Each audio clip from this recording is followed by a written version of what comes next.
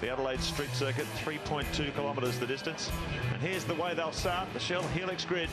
For the Clipsal 500 in 2000, Garth Tander and Mark Scaife will start off the front row.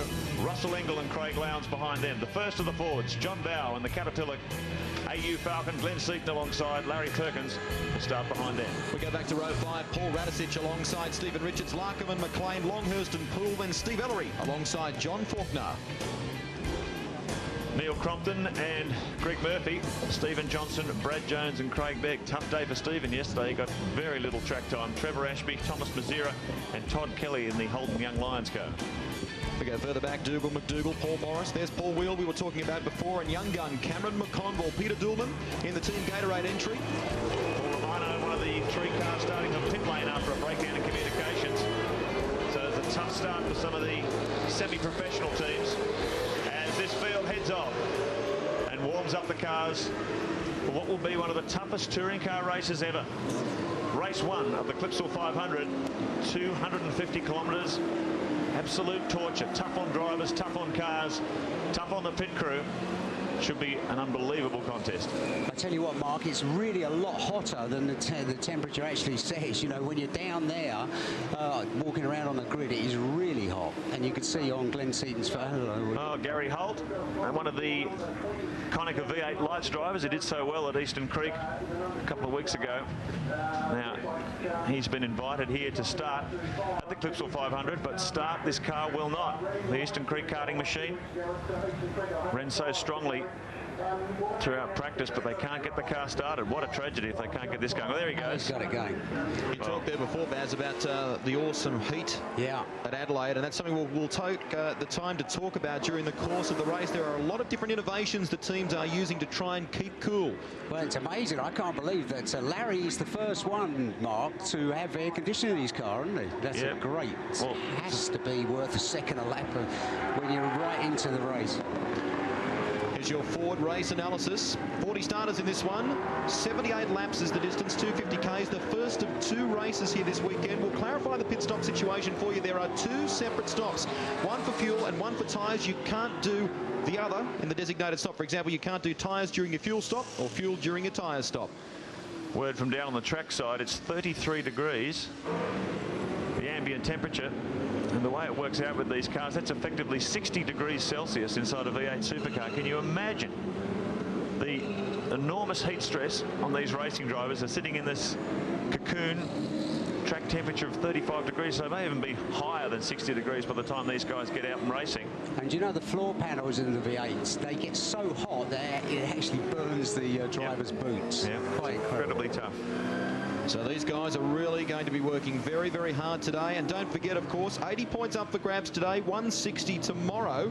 So it is important to, I guess, perform well today, but conserve the car as well for the all-out assault on tomorrow's second 250K race. And not just looking after your car, looking after yourself as well.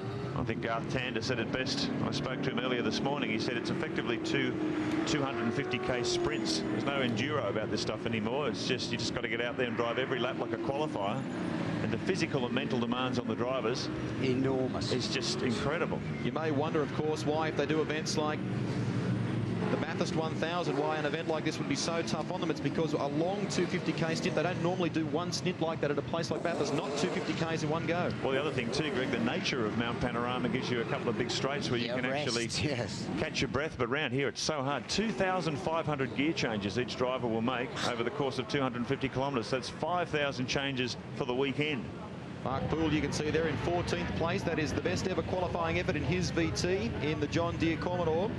Just waiting for the rest of them to settle in at the back of the pack, and then we'll be underway. Mick Donoghue in the Ultra Tune TDK Racing Commodore. There's Anthony Tradd in the Toll Racing Falcon as well. That was a good result for Mark Poole in the John Deere car. That was his best qualifying performance ever. Nice to do it on home soil for the South Australian. It's pretty strange to start around the corner, isn't it? It certainly is. Just shows how huge this field is. It looks like Gary Holt coming into pit lane as well there, so problems for that Ford, which they managed to push start. Getting set for a green flag situation, folks. These are the world's best touring cars, and this is the biggest touring car race in the world. The first of 2 250K races, an electrifying street fight that they call the Clipsal 500.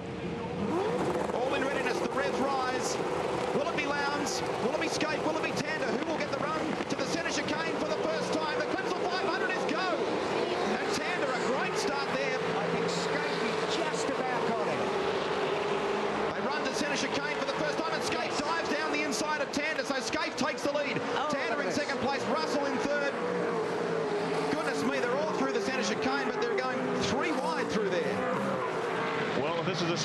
You wouldn't see the field get through there, but Tander has muscled up the inside. Great start from the Valvoline Cummins man off pole position. This big field threads their way through the concrete-lined streets of Adelaide. Magnificent sight. Just a massive field, isn't it, when you look at it? Incredible. So important at this early stage, too, to keep it off the walls. Tander, a tremendous performance in this early stage. The 23-year-old has settled into the lead. And look at them riding the curves. Steve Johnson, Paul Wheel. Tander leads the field through Speed Stick Turn, off the Adelaide Straight, onto the Brabham Straight for the first time. Then it's the two Holt Racing Team Commodores following in pursuit. Scape, followed by the defending champion, Craig Lowndes. They want to be holding their breath if those spin down here, the hairpin up the inside, one of the Kmart Commodores. But keep in mind these cars, their tyres aren't up to optimum temperature. It takes 2 or 3 laps before they're working at their best. They're also carrying a full tank of fuel. So the car's very, very skaty in these opening laps. The drivers have got to be careful. And make their way now towards Clipsal Turn. And then onto the start-finish straight. That will complete lap 1 of 78. Here on the streets of Adelaide. Stephen Richards doing great things at the moment in the Kmart Commodore after that shocking crash in the course of qualifying. Now, what's happening going on here? This is on lap 1. Oh, it's Anthony Tratt. Yeah, it just looks basically sort of understeer straight on by the looks of it. But we didn't see what happened at the beginning of it. So the two Red Barons had their wings clipped at Adelaide this weekend so far. Garth Tander in the Valvoline Cummins car takes pole position from the factory cars. Mark Scape in behind, Lowndes right behind him. And then Russell Ingall, the enforcer, back on form on the streets of Adelaide. He knows how important this is. 240 points up for grabs if you can win both races. Word from the pit is Anthony Tratt has rejoined the field right at the very back of the pack in behind the likes of Smurden and Coleman, who started from pit lane, but Tander continues to lead the field in the Valvoline Cummins Commodore. Here's your championship leader by just 2 points over the guy who currently runs in second place, Mark Scape. The defending Adelaide winner, Craig Lowndes, sits in third. And then it's the enforcer, the local boy, trying to turn it on for the home crowd, Russell Ingall. Yeah, when you think about it, Ingall has nothing to lose, really. You know, where the other guys are looking after their championship situation, Tander as an example. Russell is really very badly off the points at the moment. So if anybody's going to let anything to risk, it'd have to be Ingall, you'd say. It's been a much better weekend for one of the FTR Falcons anyway. This one being driven by Glenn Seaton. The switch to this new Bridgestone control tower, he said, has actually helped the balance of the car. He's getting a lot more speed out of it. You can see here, he is right up with the fastest Falcon from qualifying, the Caterpillar Ford of John Bower. So a much better run for Seaton. Neil Crompton, his teammate. This weekend, the car is being engineered by a couple of Ford engineers. It's been brought in by Howard Marsden. But Crompton not running nearly as well in the opening laps of this one. He's really struggled throughout qualifying. Let's have a look back through the field. Oh, no, what's happening here? Crompton up the inside and that's Cameron McLean. Oh dear me, that was a bit of bad luck. Now that might have been Stephen Johnson got caught up. Stephen's got a whack from the other side as well. Mark Poole did very well to avoid all that. Yeah. Call him Houdini next time. Good battle of the Fords. You can see that Commodore quartet at the front. Then there's the first of the Falcons. John Bower, Glenn Seaton in behind, and the Rat, Paul Radisich. Hugely disappointed after the top 10 shootout yesterday. Some sort of a electronic gremlin in the car's engine management system. And Seaton just on the inside as they come under brakes. He's monstering the back of the Caterpillar Ford. You'd have to say this is the best Seaton's thing's looked all the whole year, isn't it? Really is, yeah.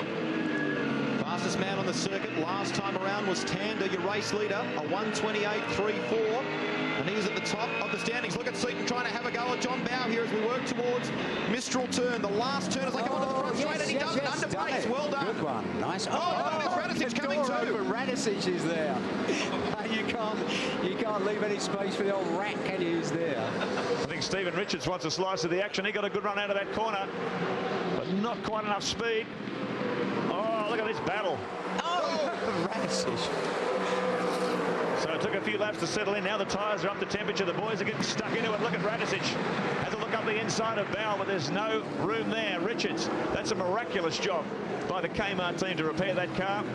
I'm really surprised, Mark, they're using the curve so much of the first chicane, because Ingall's thing during qualifying, he whacked the curve and bent the steering arm. So I'm really surprised the guys are using it so much, especially in a race this long. Yeah, it's very, very tough on the equipment. This really is proof, even at this early stage, of Garth Tander's comments. These guys are treating this, I know it's early days, lap 4 of 78. They are treating this like a sprint and then some. Look at Radicic through there, up on 2 wheels. Tander, that's Larry. That's Larry Perkins. Larry. Now, did he hit the wall there? And that's on the exit of Speed Stick turn. He did too. Look at the damage on the left-hand side of the car. Well, that's a fair old... Oh, yeah, and it's done the... Didn't see the early part of that. Hang on a minute. We've got 2 different things going. No, sorry. Didn't see the early part of that accident, whether Larry got turned around, but there was a pretty torrid battle going on back there. And look at the damage to the Castrol Commodore. We'll have a look at that on a replay in a few moments' time. Hopefully Larry can limp that back to the pitch, but that's going to be a huge disappointment for the 50-year-old. He was really pumped up about this race this weekend, complete with his new air conditioning system. I have to say, I don't think they're going to get that sorted out. Brad Jones. Oh, and John Faulkner, did he get whacked? Oh yes. Look at that. Now Brad's in a very vulnerable position there. Hopefully no one else managed to clip him. Oh, damn. He just about got reverse in the right time, didn't he? No wonder he picked reverse. Yeah. Now, that happened before that incident we saw involving Larry Perkins. So we'll try and get a shot of that for you as well and find out what happened to Larry. Larry has come into the pits. Now, Radicic has gotten around John Bow in the Caterpillar Ford. So will the Black Cat prove to be good luck or bad luck today for John Bow at the moment? Radicic is flying. Yep, the Rat is on the march. Just put in a very quick time. Fastest man on the circuit at the moment is Tander, though. He's at his quickest lap, the previous one, at 1:27.74. Looks like the end of the day for Larry, I would say. Let's go to Grant Denyer. Well, Larry Perkins has decided to park the car. He missed his pit and he had to be pushed back by his team members. But it looks like he's called it a day. The damage doesn't seem to be too bad down the left-hand side. Lots of scraping marks, a little bit damaged in the front left, but it doesn't even look like a tyre's rubbing. Well, looking at the tyre, there is a little bit rubbing, but there's not too much more than that, so it's quite unusual. Brad Jones in the pitch too in the Aussie Mail Ford. You can see he was in trouble there, but they've decided to send him out again. So, baptism of fire for Bradley Jones, his first V8 supercar appearance on the streets of Adelaide. And the Aussie Mail Ford gets a handicap straight off Garth Tander. Here's the battle for the lead. Mark Scape in second, Lowndes in third, Ingle in fourth. And you can see the flame belching from the side of the Holden Racing Team Commodores. Let's have a look on the Shell Helix replay. We might get a look at what happened to Perkins there. Look, to hit the tyres. Yeah, he collided with the tyres. Now, that's all on his own, too. Yeah. So the officials have put those tyres in there to try and stop the cars riding the curbs. Yeah. They've been doing it all week. They stopped Larry for sure. Wow. Look at the damage it did to the Commodore. They must weigh a fair bit. Back at the front, this is the same place Larry went off right here. Speed stick turn on the exit of the Adelaide straight and coming on to the Brabham straight. Radicic has been able to pull clear of Bow here, and Bow is slipping back into the clutches of a hard-charging Stephen Richards. Despite that crash during yesterday's qualifying, he's doing very, very well in the Kmart Commodore at the moment. Now, we're getting word from some officials here that Paul Wheel may have spun somewhere on the circuit as well, so we'll try and confirm that. Looks as though the K&J team... here's a replay, Barry. Yeah, well, you'd have to say that... Paul Morris. Yeah, Paul Morris turned in a bit, you know, as far as I'm concerned, Paul Wheel was right up there as halfway past, and it looks to me like Morris sort of turned in. If we can get another look at it again, it's... what do you reckon? What did you see? That's the second time John Faulkner's been very lucky. Yeah. He just managed to miss Brad Jones earlier on. He's avoided that one, so maybe luck riding with the Asia Online team at Adelaide today. Oh, look at one of the problems with the Fords. That's Neil Crompton. And this guy's bad luck continues. There is smoke billowing from the back of the second of the factory cars. Now he's hit something there, Mark. There's damage down the left-hand side of the car, and I think that's a tyre that is rubbing. The back left-hand tyre, I think, is rubbing. Now, I wonder if he's come into contact with another car or a wall. Not sure, but there's damage. And he's going to do another lap. So let's have a look if we can see what's happened there. It just starts to pump from the left rear wheel. So I'm not quite sure what the drama is there, whether it's rubbing against the bodywork or whether there's a problem inside. It would appear to be the tyre rubbing against the body. Cannot get over. I know we keep talking about it, but I cannot get over just how bad the luck is for Neil Crompton. You wonder what he has done. to deserve this. Now, he's going to come in apparently this time around. He wasn't sure what the telemetry was saying. That's the word we're getting from the FTR pit, and understandably so, because everything's probably reading right if it's just body damage. So Crompton pressing on, but he will be in the pits this time around. It does look like the damage is too severe on the car. Very. Now, it'll be interesting to know what the problem is there with that car. It could be a problem within the axle itself. So Crompton's got to try and limp it back to the pits, but there's plenty of smoke pumping out of that car, and that's a great disappointment. He's limping it around. Baird and Stephen Johnson moving up in the background. So Crompton was holding a good, strong 12th place just outside of the top 10. He must call into pit lane now. So hopefully he can limp it back to the pits. But he has not had a good weekend, Neil Crompton.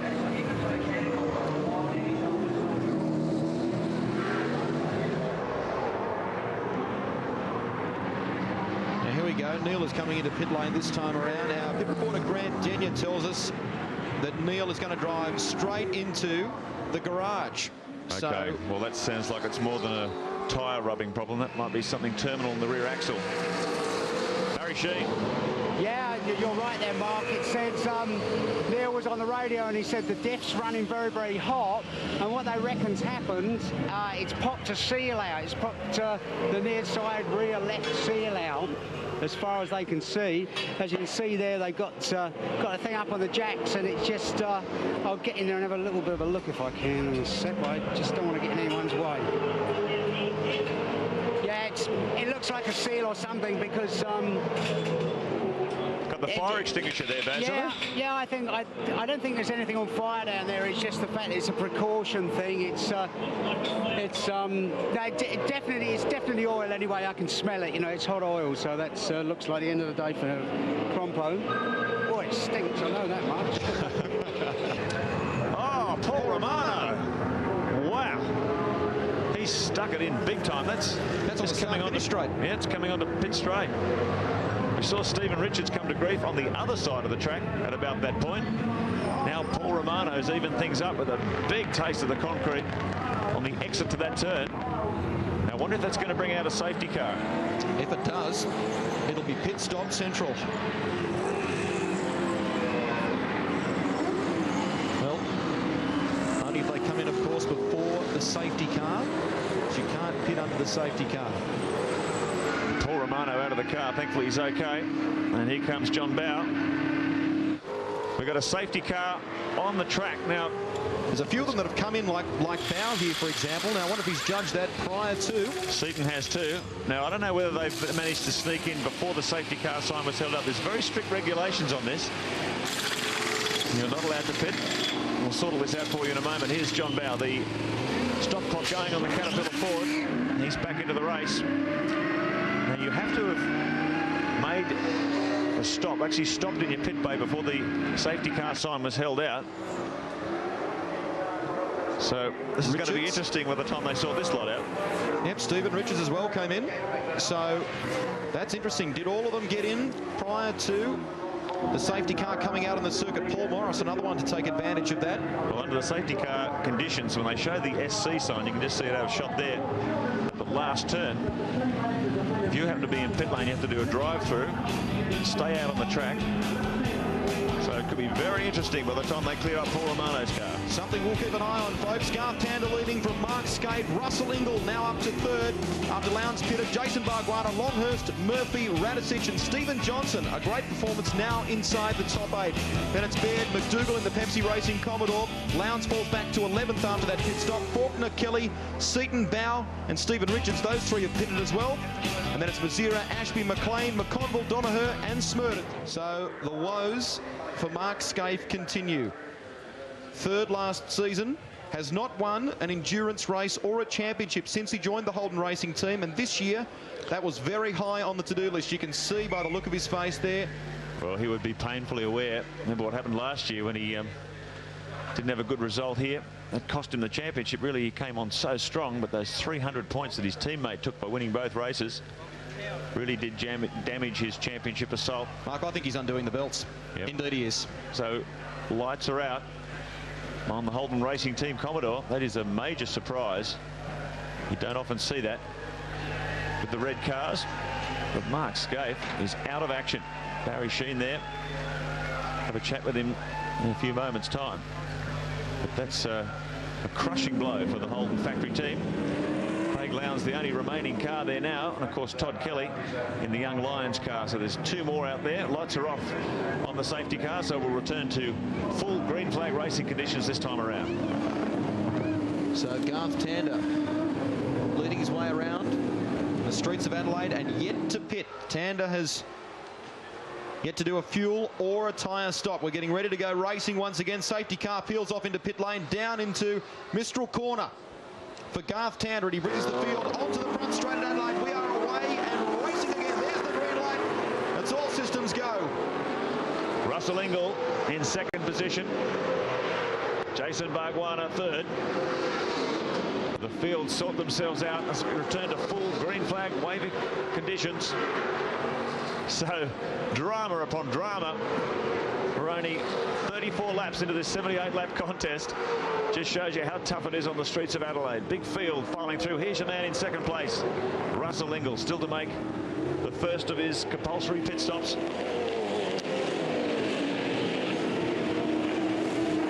Tander is yet to pit as well, Mark. The man who is well placed out of all that, you'd have to say, would be Craig Lowndes, who has completed at least 1 stop at this stage. Ingall works his way down the Adelaide straight with lights ablaze, trying to make his way through some of the lap traffic. Baz? Yeah, I'm with Mark. What happened, Mark? This place is like my nemesis place, isn't it? What have I done? Look, it's got an engine drama to a really bad misfire. We changed a couple of electrical things, and that didn't fix it, so it's obviously a bit more serious than that. It happened on the lap of the safety car, which, can you believe? I drove past the safety car board, and I said to the boys, developed a misfire, and then I had to come in, obviously. Never mind. It can only get better. Well, our run of consistency, Baz. I mean, that's the drama. I mean, the car's been so good, we've been going okay. So these things happen. I mean, we'll press on, see what happens. Laz did it from the back yesterday. We'll give it a run, eh? What a sensation. Mark Scaife dropping out. Now Russell Ingall on his first lap back under green has spun off. You can see he's hit those tyres that his teammate Larry Perkins hit earlier in the race. Ingall is out of the car.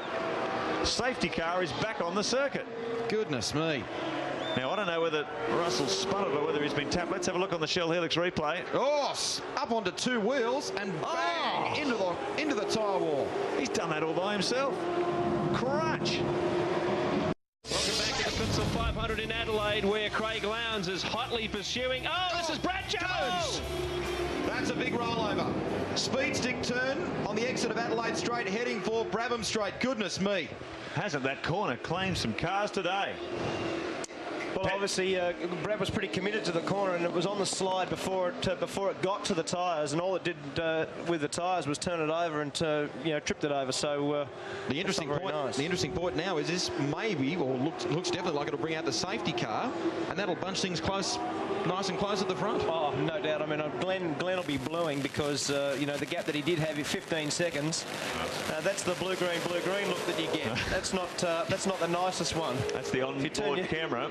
Is he out? There's Brad. Okay, which is actually, it did look like the compartment of the car, like the driver's compartment of the car, did hold up to that very well. I mean, when you looked at it turned over, like it had hardly broken the screen. So pretty shattering moment for Brad Jones. He's having a tough season. Doesn't that picture tell the story? Let's have a closer look at it again. Oh, goodness me. It's incredible, isn't it, Scafey, when you see these things, they look all very smooth and controllable. Once they get out of control, don't they do some damage? Well, I mean, when they're 1,350 kilos, you can see it on the slides. It's sliding already. He's committed himself. I mean, he's way too quick for that. So when he's already going to have a fair slide, the tyres are obviously there, but the curb is also the thing there that does trip the car. So it's not very nice. Poor old Brad Jones. Hasn't this been a rough introduction to the V8 supercar ranks for him in terms of a full championship assault? And this is only round 3. And away they go. Lowndes over the back of Cameron McConville now, looking to get past him very quickly as they work towards centre chicane. Lowndes will want to get up front as quickly as he possibly can. Your leader is Glenn Seaton, and there is second place Craig Lowndes. He flashes through. Stephen Richards in third, Paul Radisich fourth.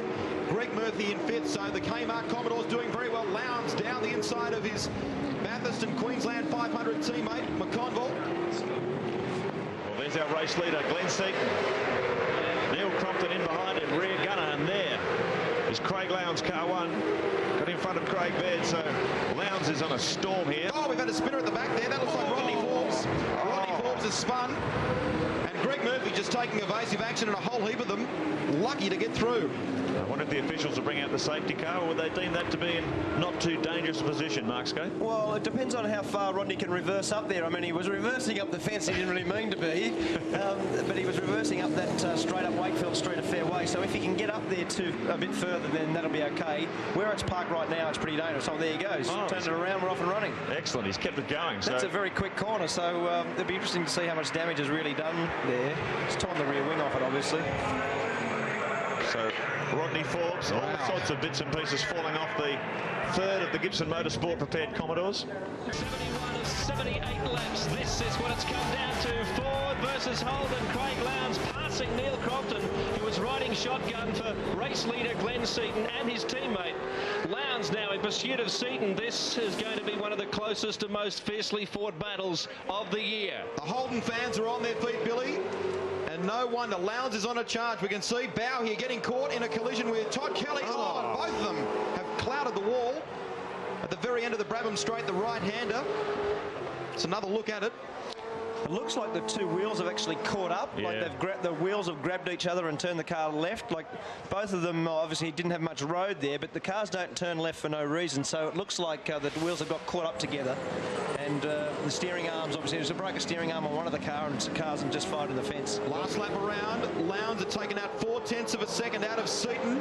This is what he's all about, folks. 6 laps remaining in the Clipsal 500 race 1. Ford versus Holden, the classic battle on the streets of Adelaide. 7 laps remaining. Can Craig Lowndes do it? 6 laps remaining, I should say. Can Craig Lowndes do it? This is an amazing performance and what the series is all about. Ford versus Holden. FTR leading the Holden racing team at the moment.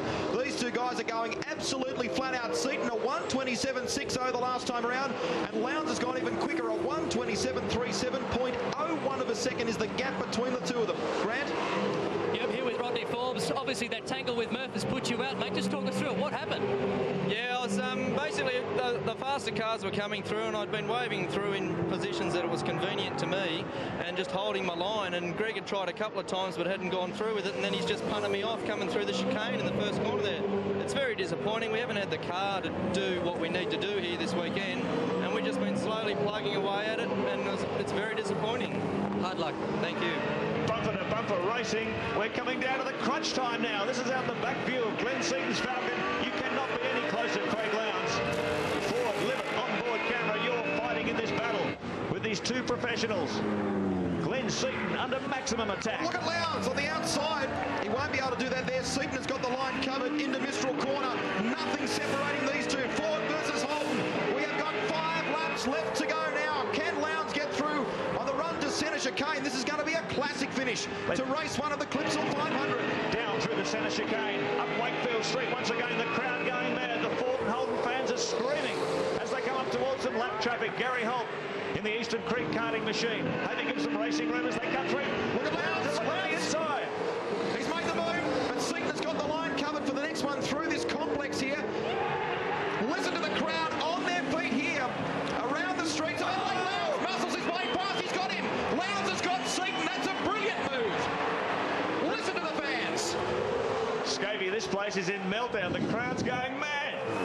It's on Young and Old, isn't it? They've had a rub there, and there's smoke coming off the left-hand front tyre of Craig's. And don't you worry, Cito hasn't quit yet either. Oh, the left yard's pretty hurt. Cito hasn't quit yet because that was a pretty bold move, and he'll be back on with it again. It ain't over. That is Ford short. Here we go on the outside. Crompton coming for the ride as well. Seaton desperately trying to get around Lowndes. Lowndes has got the line covered.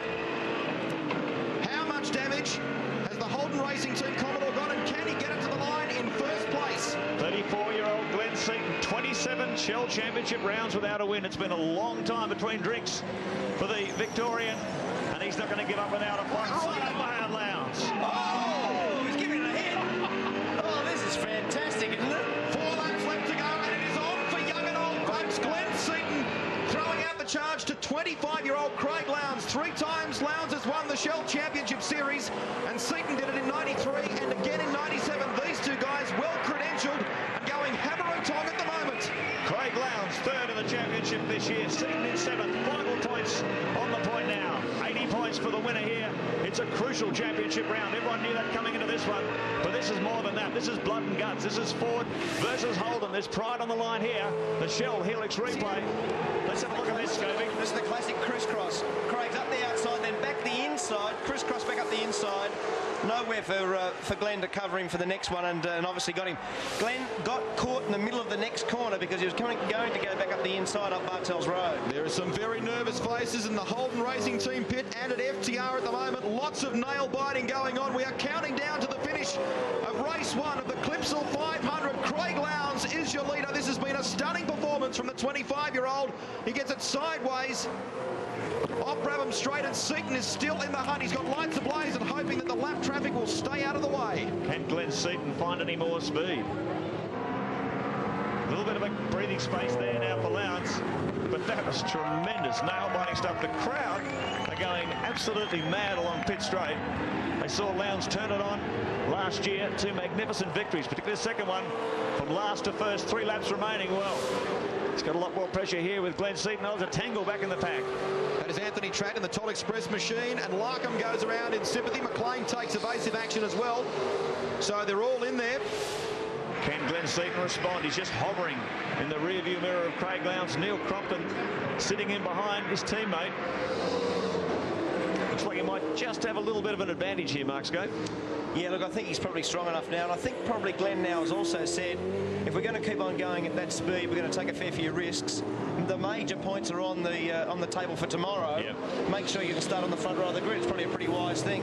Well, this is a fantastic performance from Garth Tander. After his 2 pit stops, he was well down. He's now moved up to 4th place. Now that is Cameron McLean on the back of the Adelaide Straight.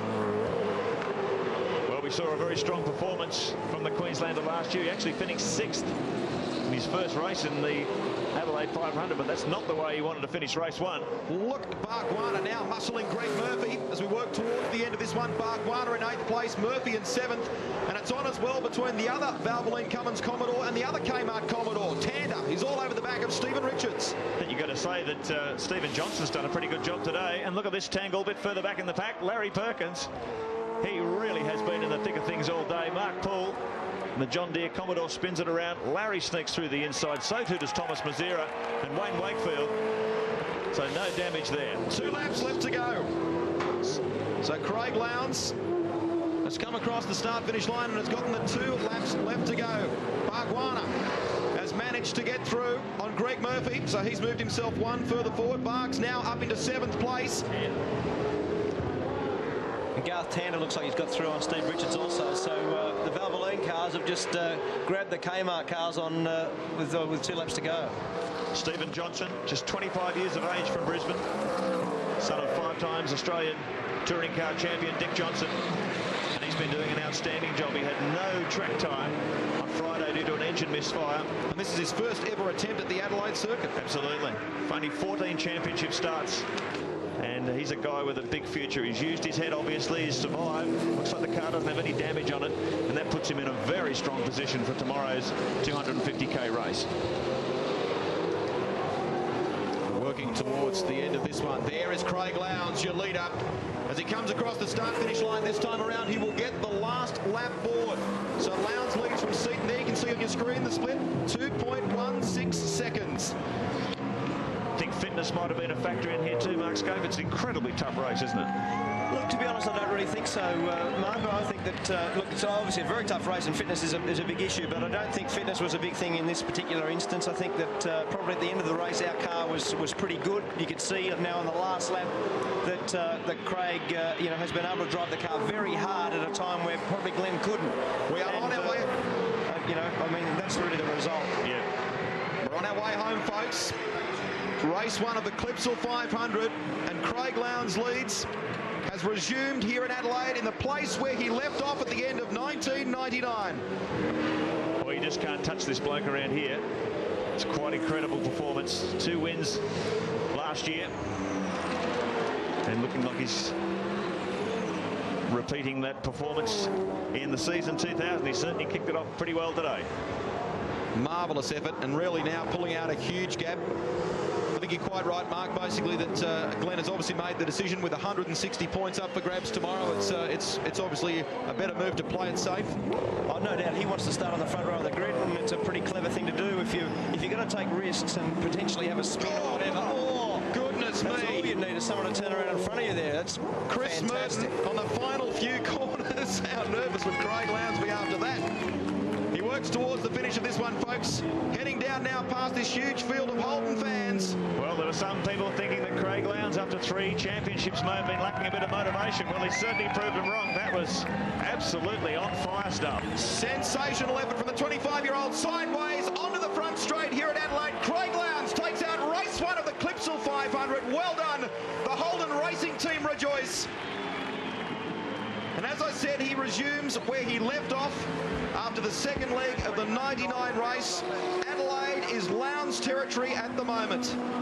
Well done to Glenn Seaton. He gets home in second place. Can't speak highly enough either of the performance of Garth Tander. Have a look at this all the way to the wire.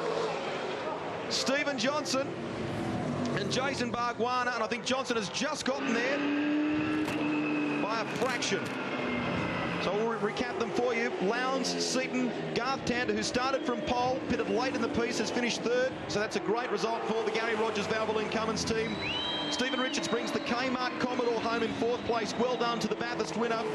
Paul Radisich 5th, Stephen Johnson 6th, Jason Bargwana 7th, Murphy 8th, Tony Longhurst 9th, and John Faulkner in the Asia Online Commodore finishes in 10th place. Well, folks, we are only at the halfway mark. Can you believe it? Another 250k race to go tomorrow. Barry Sheen is down with Jeff Gregg. Yeah, I'm down here with Jeff Gregg. What about that then, Jeff? Yeah, it's fantastic. Fantastic for the team. Puts in a good position for tomorrow, and hopefully we can do the same again tomorrow. I saw you were a bit worried earlier on, weren't you, about this pit stop under the pace car? Yeah, well, there was a contentious issue whether some of the cars pitted while the safety car was out, which you're not allowed to do. But apparently the officials checked it all, and it seems okay. So, you know, if they've checked it and done their job, I suppose it's it. Well done anyway, Jeff. Thanks, Barry. Cheers. Adelaide is alive to the sound of V8 supercars. We're only at the halfway mark. We've got to do it all again tomorrow. And Craig Lowndes is brimming with confidence after that fantastic performance. Look, it was a great drive, there's no doubt, and obviously, you know, last year's drive was a fantastic drive to come from the back, but today he started from the front, was in the hunt the whole day, and certainly was in contention. As I said, you've got to be in contention with 25 laps to go. Was in contention, was able to be fast enough, put on a great drive, and caught and hunted down Cito. It was a fantastic drive. Give us your thoughts heading into tomorrow's second race. Well, look, it's very tough. There'll be some very tired guys there this afternoon, and you can see the elation out there. Matty Crawford and Pete Smith. Sheeny can't get a word in, that's unbelievable. Let's go trackside. In fact, Barry's going to try and grab a word with Craig Lowndes. I've got to wait till he gets his helmet off. I think he's a little bit hot at the moment, I should think. Come on, Craig, hurry up. Fantastic performance from Lowndes. Amazing, truly incredible. What a race, Craig. Well, it was. Wasn't without incidents and accidents, but really the guys did a great job. I didn't have a drink straw for the first half of that race, and the guys threw right in, and we lost a bit of time, but we got it back at the end. Amazing pressure you were putting on Glenn at the end of it. Well, I don't know how his tyres were, but mine weren't too good at all, so I just had to keep circulating, and hopefully he'd sort of either make a mistake or wear his tyres down, and really, as I said, our tyres weren't too flash either. Was it as hard as last year? No, I think this year was actually a little bit better.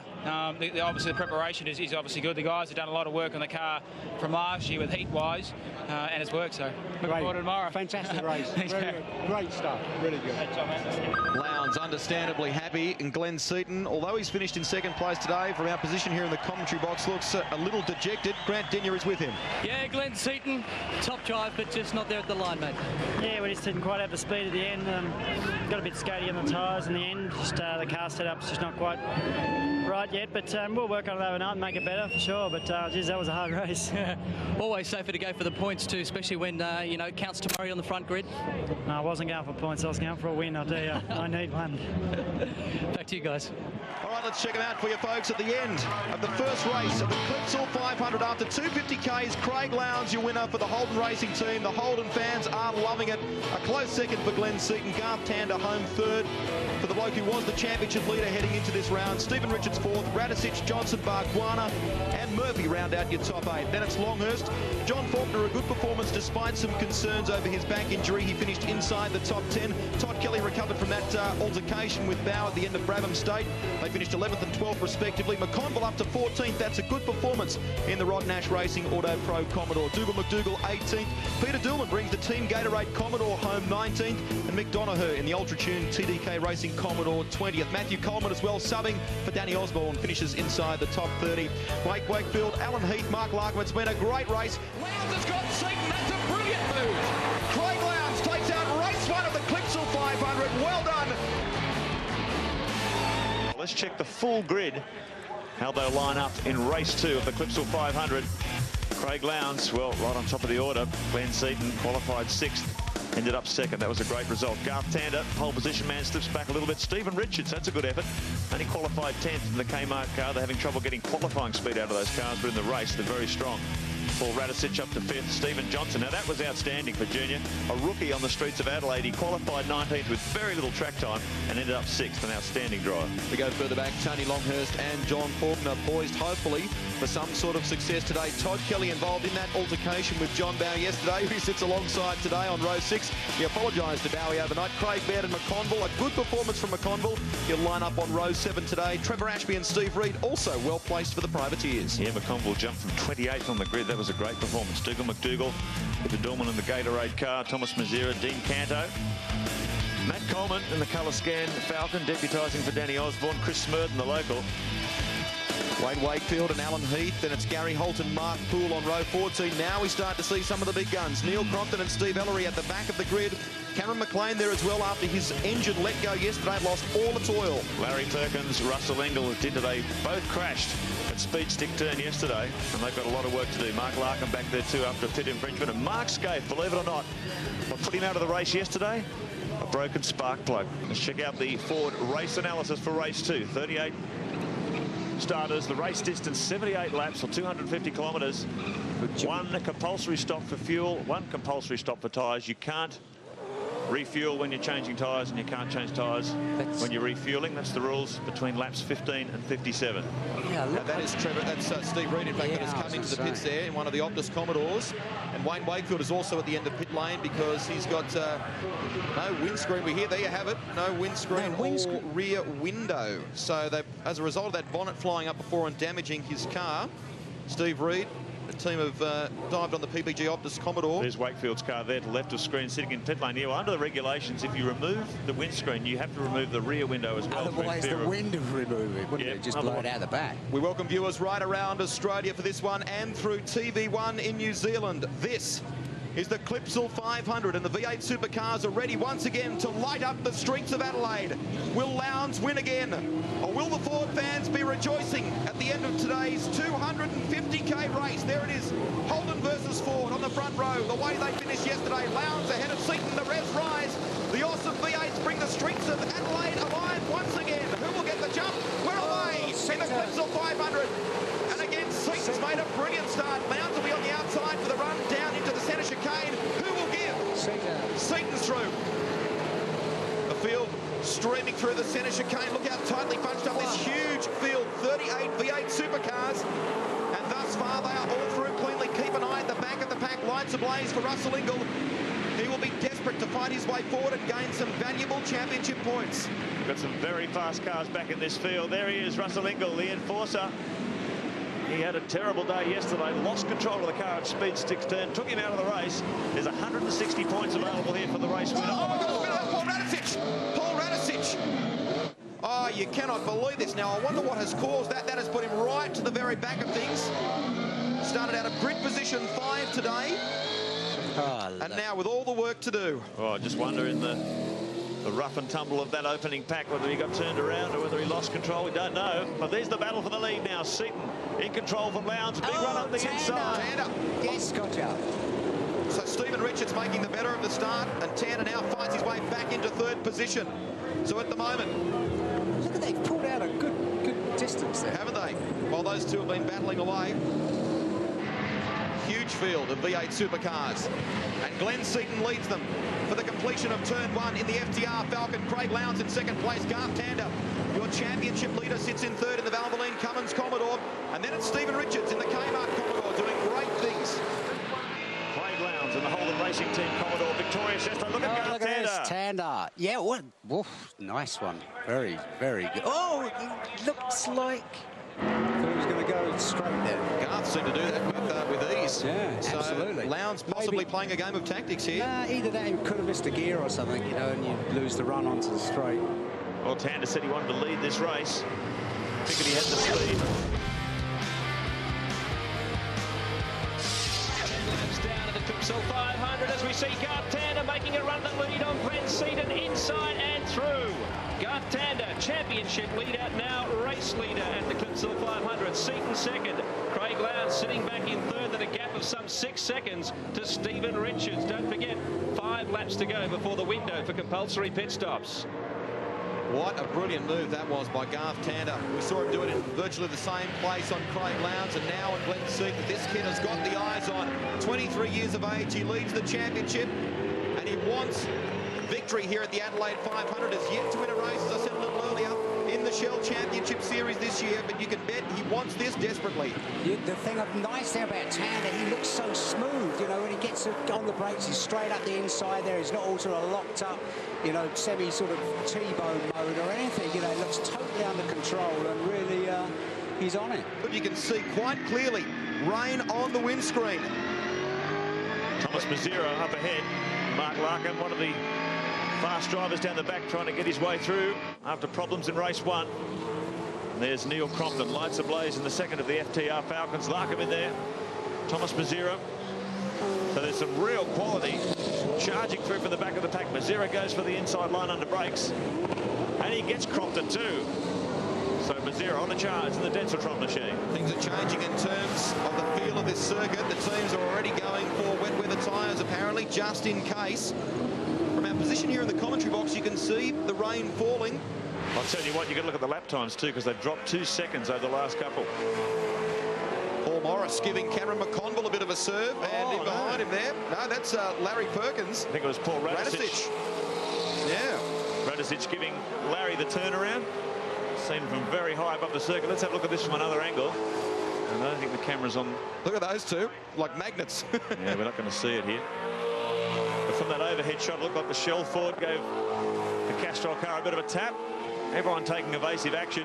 Including Ashby, McLean, Larkham and Neil Crompton as well. Crompton picked that one very early. The lap times have really pumped out. They're out to 1 minute 29 when they started on 1:27. Windscreen wipers are going now, and the field's starting to bunch up. Some wets being thrown on the Valvoline Cummins Commodore. Craig Lowndes is still out there. I haven't seen him come into the pit yet. He's out there on slick tyres still. Everyone's gone for wets.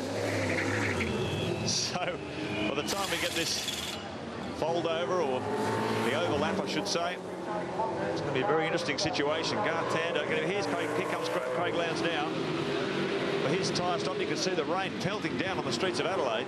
We've actually got thunderclaps above us as a thunderstorm has hit. Wet tyres going onto Lowndes' car as well. You really, at the moment, you couldn't put anything but wets back on. It's getting quite slippery out there. Lap times pumped out 4 or 5 seconds before the car started coming in. How long is this rain going to last? The sky looks a bit patchy. It could just be a big cloud hanging over the track right at the moment.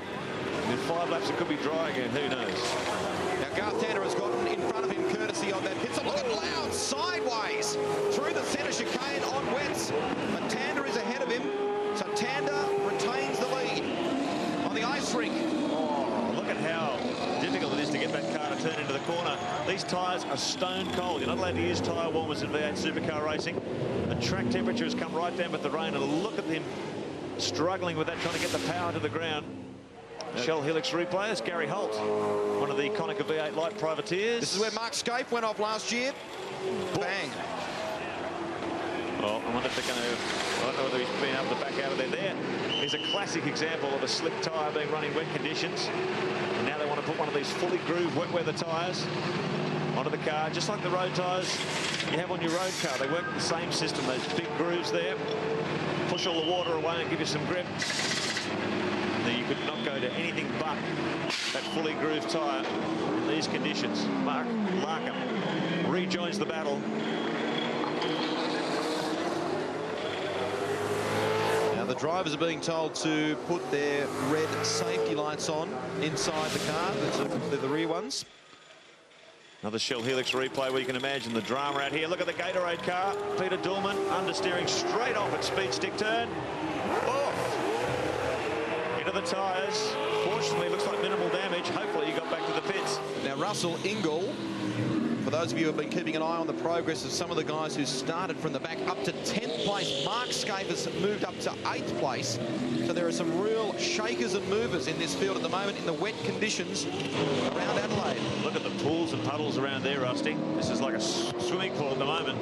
Cast your mind back many years ago in the old F1 days here, and scenes of the late great Eden Senna waving madly, trying to bring one of the races to a halt because it was just like this, an absolute deluge of water. Radicic is apparently radioing to his pit. We've been able to overhear some of the conversations between Paul and team manager Dean Orr, and he's been saying that he cannot see a thing. Here's a shot of the Rat in action. Barry Holt, we just saw him crunch into the tyres. Turn 12 a couple of laps ago. He's just trying to limp around. Oh, Radicic gives him a tap as well. Holt right up the middle of the road. Radicic wants to keep things moving. Holt just getting hit by that. There's the colour scan Falcon of Matthew Coleman. He's gone exactly where Holt went. So there's cars spearing off all over the place. I wonder what race officials are going to do under this situation. Let's have a look at that. Now that's a big no-no by the looks of things. He's gotten up on the curbs and then understeered. Straight off. Faulkner's gone off as well. Too. Now I wonder if Faulkner managed to get out of there. I think he's pulled it up before the kitty litter. Now it looks like the rain has actually backed off a little bit. It was a real deluge, like a big dark cloud came right over Adelaide and just dumped it all in one hit. Back through Mistral Turn, and hopefully we will get a green light and things will be underway once again in the Clipsal 500. The run to the finish. Race 2, a 250k sprint, and we are under very wet conditions here at the moment. Do we get the green? Indeed we do. We are back underway. Tander leading the field around the ice rink that is Adelaide. 45 laps to go in race 2 of the Clipsal 500. Oh, very close there as the cars try and squeeze their way through this very narrow funnel. The centre chicane up Wakefield Street. Braking hard in very slippery, wet conditions. They swing hard right down toward Flinders Street. Garth Tander is your leader on lap 38 of 78 from Craig Lowndes, who won yesterday. Murphy in 3rd place and John Bowe in 4th. We'll take a closer look on the Shell Helix replay at this big moment for Matthew Coleman in the colour scan Falcon, and that car is sporting plenty of battle scars this weekend. He's done, goodness me, more than a 360. Well, he's just been shown the black flag, car 22. He's down here at the start finish line. Look at this battle though. Craig Lowndes comes up the outside of Garth Tander. This is a challenge for the lead. He's in front. Tander comes back at him. Look at this. And Larry Perkins is in front. So this is going to make it very interesting. It's still raining. Lowndes sneaks up the inside of the Valvoline Cummins car. Larry Perkins with the spoiler in the pack there. Tander had nowhere to go. He's stuck right up behind the bumper of the Castrol machine. Lowndes took advantage. And this is the battle for the lead. The word is Garth Tander is going to be called into the pits this time around by his team.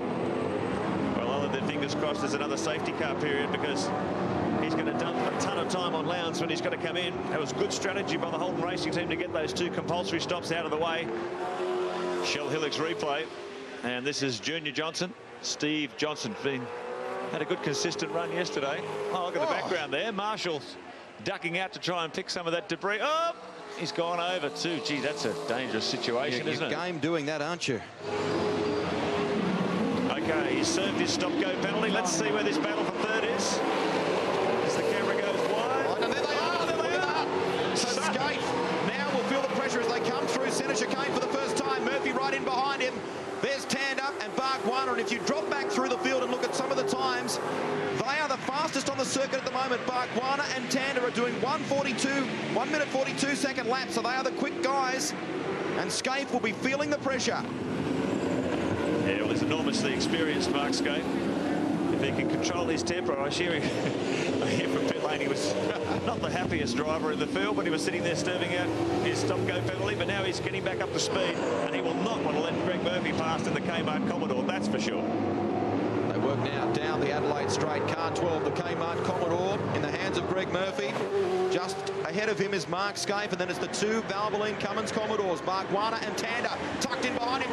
Mark's very close now to the back of Murphy's car, a lap competitor. Whoa, look at this! Scape runs wide where the tyres were through speed stick turn. Murphy with a sniff of an opportunity, and he gets it. The Kmart Commodore down the inside at the end of Brabham Straight, forces Scape wide. Bargwanna's there. Bargwanna trying to get through as well. He doesn't do it. Scape shuts the door. And Tander, oh, look at that. Bargwanna's driving everyone like a qualifier.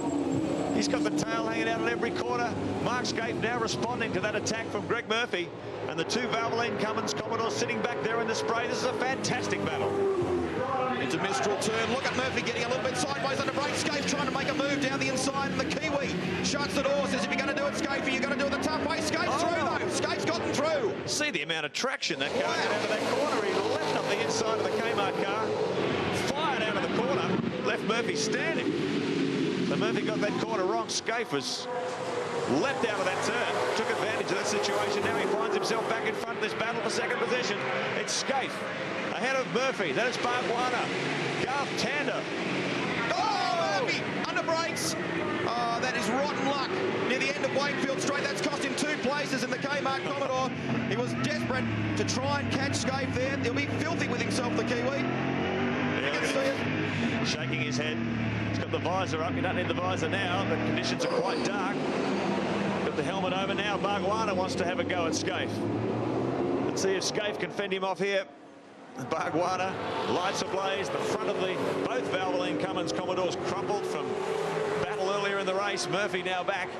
So this is second, third and fourth on the racetrack. Lowndes. Look at Scape again. Monster in the curves. He's gone very wide there. Bargwanna won't get him as they come down to Brabham Straight. Keep in mind, while these four are going at it hammer and tong like this, this is only aiding Craig Lowndes' lead. He is 28 seconds ahead of teammate Mark Scape at the moment. And this is the battle for second. Scape, Murphy in the background, and the two Valvoline Cummins Commodores in between Bargwanna and Tander. Well, this is a tremendous display of driving, isn't it? These enormously heavy, powerful cars in treacherous, slippy conditions. Oh, Bargwanna! And they're driving like they're on a dry circuit, just ducking and diving. Oh, look at this! Tap. Gives Scape a bit of a helping hand through the turn onto pit straight. And Bargwanna now ducks out of the draft, has a look, it goes inside, outside. This is going to be nervous coming into centre chicane. Scape driving right up the middle of the road as he's quite entitled to do so. Word from the pits is they're on the headsets to Scape saying, cool it, fella. We don't want you ending up in the wall here because we've got a long way to go, and this is a real on the knife edge battle. Garth Tander in behind his teammate. Let's have a look at the Shell Helix replay on board Murphy's car. And this is when he went straight on under brakes. Just managed to miss the back of the Holden Racing Team Commodore. Classic understeer, isn't it? In the wet. Let's have a look at this from another angle. Yeah, very, very close to the back of the Holden Racing Team car. Very hard to see, too, when you look at that camera inside. All sorts of mist and oil film all over the windows. So Scape doing a great job here, fending off these attacks of three adversaries. Oh, look at how much road he uses on the way out of there. Scape was a supporter of having the tyres on that ripple strip, but he said, I'll tell you what, if they take those tyres away, it's going to turn it in from a third gear corner into a fourth gear corner. So Scape now taking advantage of the fact that the tyres aren't there, using all the road and then some. Gary Rogers these days is sporting a little bit of grey hair, and this will only be adding to that process. Tander and Bargwanna continuing this battle. No doubt he'll be on the radio telling them to cool it a little bit as well. We've had a spin there, Peter Dillman in the Gatorade Commodore, and there you can see off to the inside. This is the battle for second place coming down on them. Scape, Bargwanna, Tander and Greg Murphy has closed the gap once again. So the four of them, the four Commodores running line astern. Here comes Bargwanna for the run towards the centre chicane. He's on the outside. Does he get him? He's got Scape. He's got him. Scape fights back though. Scape takes it back off him. This is brave stuff. This is really brave stuff. Incredible. Whatever you do, don't leave us, folks. This is great battles going on here in Adelaide. Lowndes from Skate, Bargwanna and Tander. There you can see them. Greg Murphy in fifth, then it's Bauer, Steve Johnson and Glenn Seaton in the FTR Falcon. The Clipsal 500 has produced an absorbing battle for second place. The kid Craig Lowndes has a 25-second lead, but these four cars have been fighting so hard for second. Mark Scaife, Lowndes' teammate, holding off one of the most amazing drives from Jason Bargwanna. He's won races, he's won a round in this championship series, but this is one of his finest hours, Mark Oastler and Greg Rust, as he entertains the crowd with some incredible catches on the corners. Well, Billy, yesterday, you remember Bargs was speaking to our own Barry Sheen about his performance so far this season, which has really, by his own admission, been tough. So this is a great performance from Bargs, doing very, very well at the moment. Grant? Well, there's been a bit of a blunder in the last pit stop for both of the Kmart teams. Now, according to the officials, that when the cars came in, they forgot to remove the Velcro strips. Now, they ran to ask the officials, can they come in and do that? They said, yes, as long as you do that before lap 59. If they do it after then, of course, they will be penalised. Yeah, that's a very interesting situation. If people at home may be wondering what the Velcro strips are, on the rear window, passenger window on the driver's side, there's two Velcro strips. One of those indicates when a fuel stop has been made, and one of those indicates when a compulsory tyre stop has been made. Now, under the regulations, one of the crew members has to remove one of those Velcro strips when those... Oh, look at Bargwanna! Goodness me. Tander's gone through. Yep. Tander's taken advantage. He's down the inside, so that cost Bargwanna one position to his teammate. But I was going to say that if you don't remove one of those Velcro strips, you have to come into the pits purely to remove that Velcro strip. So it's going to be interesting to see whether the Kmart cars have to come in before those 57 laps are completed. That's the end of the pit stop window. Thomas Mazira in the middle there. You can see Tander, Bargwanna and Murphy in behind. I want to be getting past Thomas as quickly as possible. Now Thomas is there as they come into Mistral turn. Tander gets through, Bargs is through, and Murphy gets sideways on the exit of Mistral as well, so he'll be keen to get past Thomas as quickly as possible. The run to the centre chicane, and there's the gap visibly from Mark Scaife to Tander. Tander heads off. See if he can track down Scaife. Bargwanna drops in behind, but he won't be backing off. This is an important race for the 27-year-old. Originally from Como in New South Wales, now bases himself down in Victoria. He's Murphy, that's Murphy. He's come off there. It's the same spot as before. Yeah, he's having trouble breaking into that turn, obviously. And it's costing him bulk time and a lot of position. We're trying to get a look at those Velcro patches on the side, the driver's side rear window. And if that is the case, if they haven't removed that Velcro strip under the race regulations, he has to return to the pitch purely to have that strip removed. See Stephen Richards in the foreground there as well in car 7, the second of the Kmart Commodores. Mark Scaife taking his right through traffic up behind Paul Morris in the big Camp Commodore. So Scaife makes a clean move on the Queenslander. Tander now has to deal with Morris. As he heads out trying to track down Scaife. Meanwhile, there's a big gap, 24 seconds, the gap between Craig Lowndes and Mark Scaife. So Lowndes doing it easy up front. He's got no competition. Looks like he's heading toward a clean sweep at Adelaide once again. What can this kid do wrong? John Bauer, the Caterpillar Ford, sits in 6th place at the moment. Track appears to be still quite wet. They've got the wipers going in parts. There is a dry line appearing, so real mixed conditions here at Adelaide.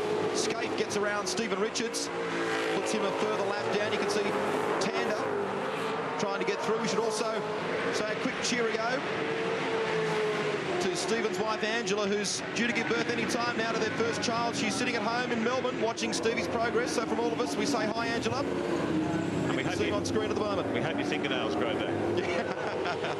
This is really nerve-wracking stuff. Tander in front of Stephen Richards, used the traffic well. Bargwanna's going to find it now. Tander's got clear road between himself and the Holden Racing Team Commodore.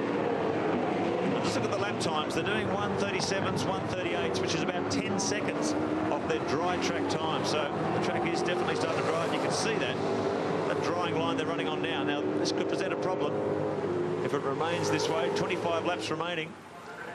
whether it starts to chew out these wet weather Now look at tyres. that aerial shot there, Mark. John Bow using the wet line on the track as opposed to the dry, trying to maximise the use of those wet weather tyres. Well, what he's trying to do is cool them down, because when you're running these wet weather compound tyres, they have a very soft compound, and if they get too hot, the tyre actually starts to disintegrate. The rubber compound destabilises, the tyre is falling apart under the car. It's like driving on ball bearings. So what these drivers are trying to do is keep the temperatures down in the tyres. Who takes the Be Clear and Simple telemetry with John Bow. Let's do a lap.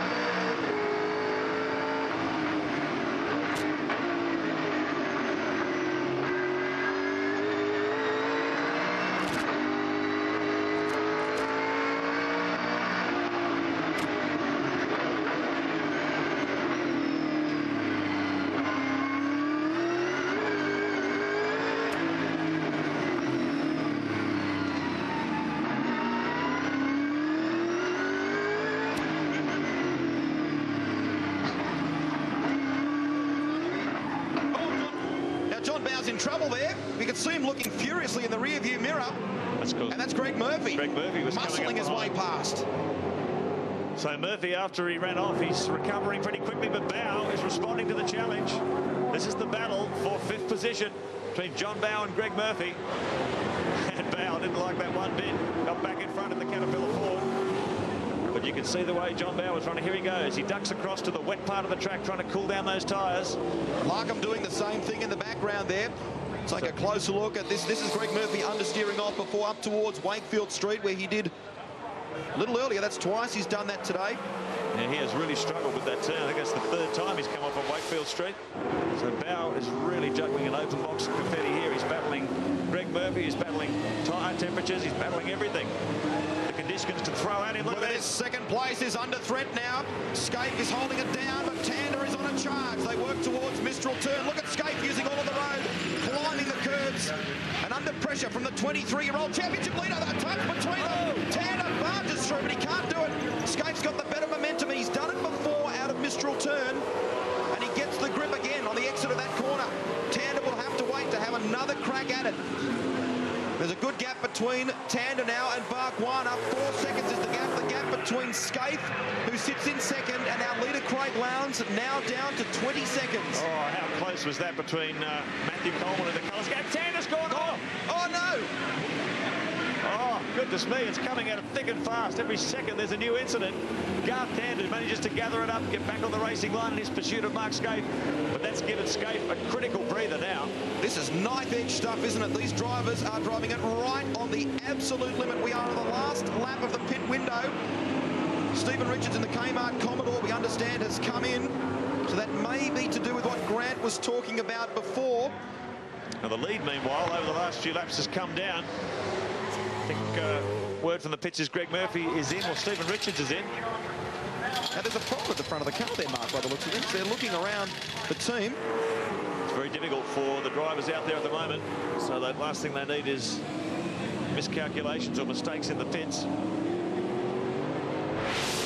Let's have a look at the Shell Helix replay. Incident earlier, and I believe it's Thomas Mazira getting in trouble. He was just out of shot. There he is. Oh, goodness. Hope he keeps it off the concrete walls. Oh. The Gatorade Commodore of Peter Dorman's already there. But Thomas, fortunately, guiding it backwards down that escape road. No damage. Now we hear the Scaife is continuing to close the gap. Oh, look at this. That's Craig Lowndes. Smoke? That's smoke coming from that car, is it? He's got a... Now, he's on the dry line, and there's something belching, but that's blue smoke. Lowndes has got a problem. Can you believe this? Wow. We saw him have an engine failure in race 2 at Phillip Island. And there is... What's going on here? Oh, look at the way he's sliding the car around. This smoke looks like it's coming from the front of the car. So mechanical dramas for our race leader. He's been doing it easy all day. And now He's coping with some sort of problem in the car. What's he going to do? Is he going to keep trying to limp around, or is he going to bring it into pit lane? He's coming in. No, he's coming in. They're concerned about how bad it might be. We've been monitoring the course of the Holden Racing Team radio communiques with him. And you can see Lowndes getting sideways on the entrance to pit lane. That is like oil of some kind, I'd suggest, and it's going over the back tyres, and on the wet surface, that is making it treacherous. Baz?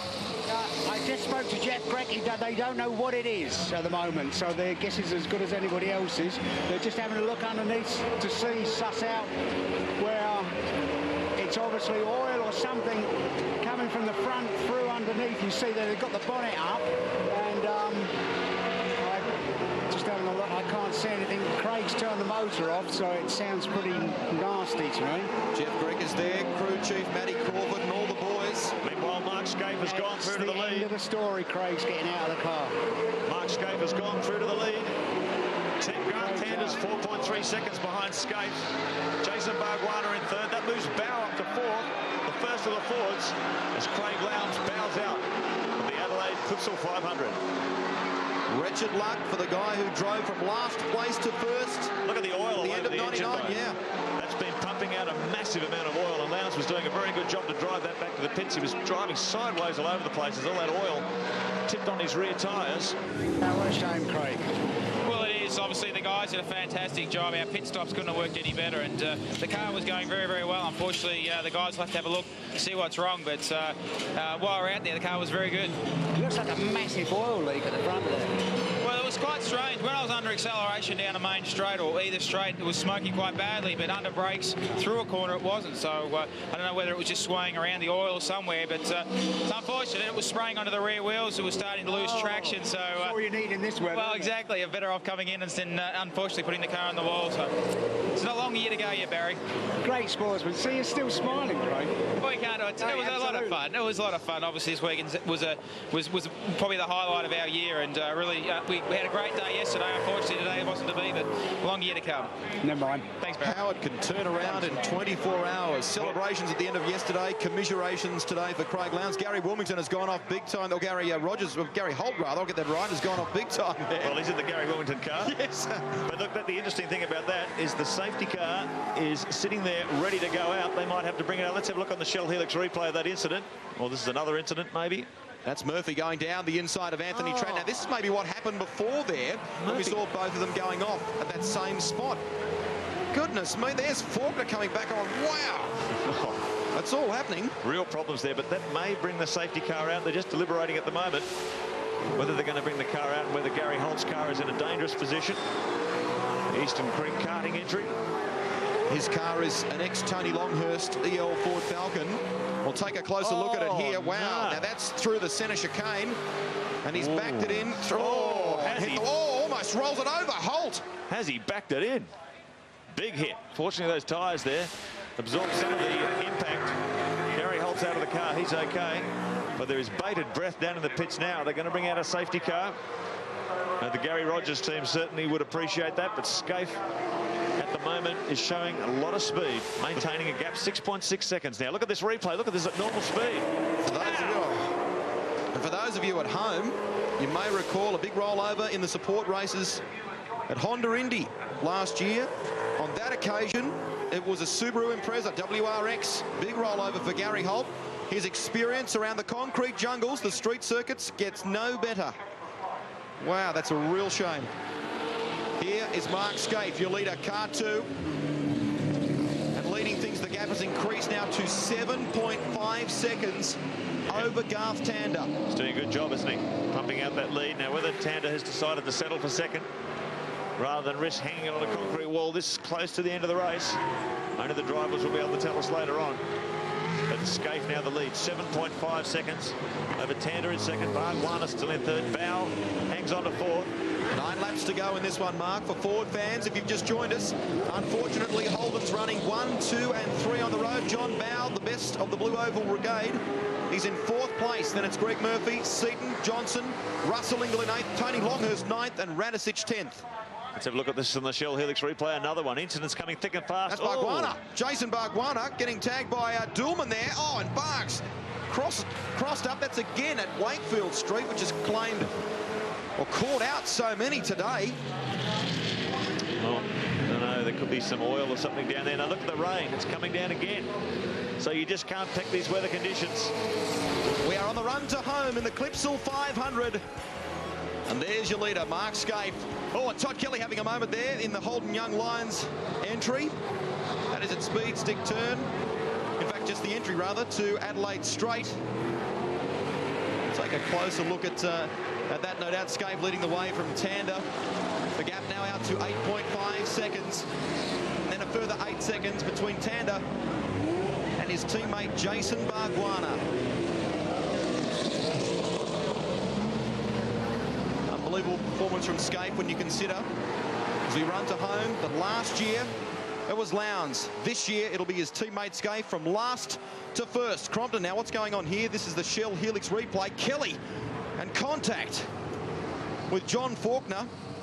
And I wonder if that's damaged the left front on Kelly's car, because he really struggled a couple of corners further along. Oh, it's just so difficult out there, isn't it? Just a skating rink. Rain still coming down as Mark Scaife continues to blaze through the field. Headlights on, carrying good car speed.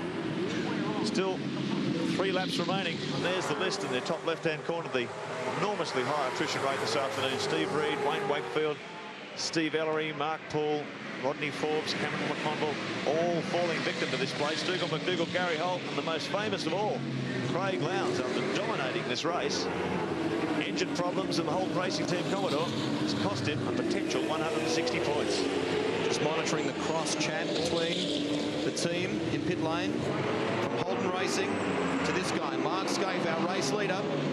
And they're telling him just keep it cool, keep a level head, you're on your way home. And can Scaife do it? His first endurance race victory since joining the Holden Racing team. And looking good on this street circuit in Adelaide. It's been a fabulous weekend so far. His teammate Lowndes taking the win yesterday. There's second place.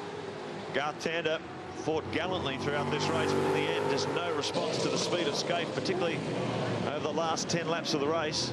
It's the gap out to 9 seconds now, so Tander driving with his head, though, because if he finishes second here, he's going to go, and he will remain at the lead of the Shell Championship Series scoreboard. A handy lead, too, over Scaife. So positions remain the same. This has been a good, consistent run for Garth Tander. And this man really has his eyes on the major prize. That is the Shell Championship Series crown.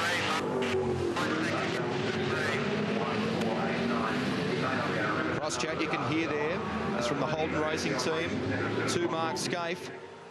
And interestingly, in the lead up to this race, Scaife uppermost in his mind was thinking about points. He was stunned yesterday when he had trouble, or the team had trouble with a 50-cent part. Oh, Scaife's gone off! Can you believe it? In the same place that everyone's gone off today, Mark Scaife's gone off. Tony Longhurst has gone off too. Radicic down the inside, but he's got a lap to make up. So 2 to go, and the team are telling him it's okay. It's okay, just keep it together. You've still got a handy lead. It was 9 seconds. Let's see if Tander's... No, Tander wasn't even in view there, so he's still got a pretty healthy gap between himself and his closest pursuer. So, a hard starting moment there from Mark Scaife. Let's have a look down the straight. And this should be Tander, yep, just up behind that car. So this is the gap between first and second. And Scaife really, he was lacking concentration. I can't imagine it. The conditions so changeable and so tricky, and so many cars have got caught out in that turn at the top of Wakefield Street. Oh, there's another one. It's Trevor Ashby. So Scaife, fight for survival. He's got to try and bring it home. And he will claim a big haul of points. Scaife will get the last lap board to go this time around. As I was saying before, he was so conscious of points and was robbed of them yesterday when a spark plug played up on them. And it forced him to come into pit lane and put pay to his day. Today, Mark, last lap, mate. Come on, mate. You can do it. Well, the team's saying you can do it, and he can do it. He'll get the last lap board this time around. All he's got to do is bring it home. We'll check the gap for you. Back to second place to Garth Tander. And it's 6.1 seconds, and one would assume, Mark, at that sort of level, with one lap of the 3.2-kilometre Adelaide circuit to go, it's going to be just too big. Yeah, even these tricky conditions, there is the battle. It's been on all race. Tremendous contest between the best touring car teams in the country. Jason Bargwanna in third, a good fight, put up a great fight. And if he can bring it home in third, that's going to help his championship campaign no end. Got a big points haul in the endurance races. Just listening to the team talking to Mark Scaife there, plays a very important role in the psyche of any driver. It's a pretty lonely job sitting out there in the car. You've got all sorts of things happening to you. But the calming voice of a team member talking at home can play a big part. There's his wife, Belinda, and their son, Mitchell, watching on from pit lane. And have everything crossed that hubby can bring it home. Last year, a crash put Scaife's car out of this race, and the loss of points from it, many believe, cost him the championship. Today, he is on course for victory in race 2 of the Clipsal 500. Mark Scaife, twice a winner on the mountain and twice Shell Series champion, and looking good for his first victory on the streets of Adelaide. Scaife, he heads into the final turn. Mistral Corner, the Holden Racing team are on the wall as they await their driver, Mark Scaife. On the sidelines yesterday, today he greets the checkered flag. Last place to first. Well done to Mark Scaife, a storming drive.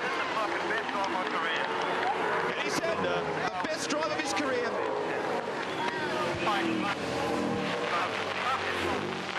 Give me that heart attack that last few laps, though.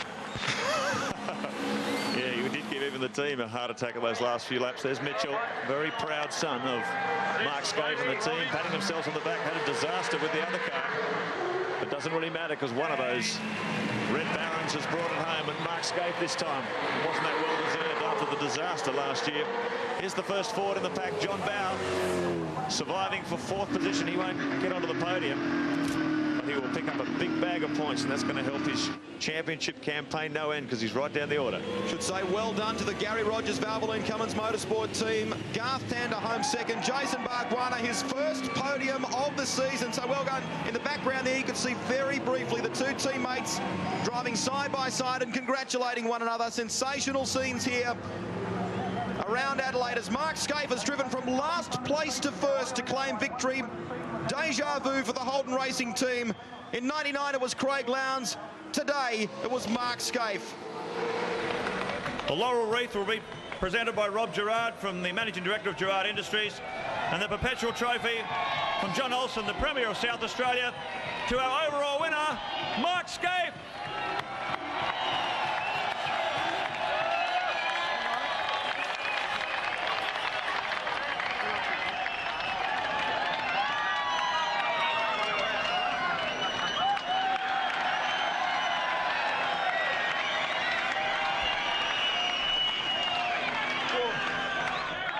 You've got blisters on your hands there, Scapey.